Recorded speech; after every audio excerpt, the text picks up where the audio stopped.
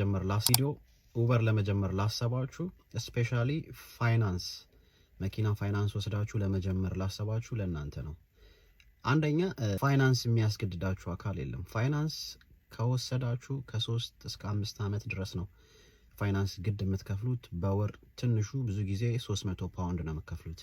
ለፋይናንስ 300 ፓውንድ ከፍላችሁ ነዳጅ በወር 400 ፓውንድ አካባቢ ትከፍላላችሁ። ኢንሹራንስ አለባችሁ። ኢንሹራንስ ደግሞ ከ350 እስከ 500 እንዳላችሁበት። አሁን ሰዓት ኡበር ለመጀመር ደግሞ ኡበር በቃ የተበላበት ነው።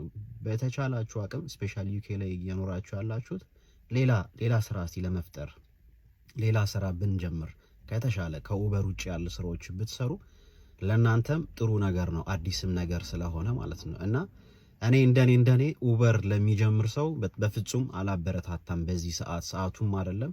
ሁለተኛ ነገር ደግሞ በተቻላችሁ አቅም ወይ ካሽ ጀምሩ፣ በካሽ ገዝታችሁ፣ ካልቻላችሁ ደግሞ ፋይናንስ ትቻችሁ ግድ እቁብ ገብታችሁ በካሽ መግዛት ይሻላችኋል እላለሁ። ይመቻችሁ።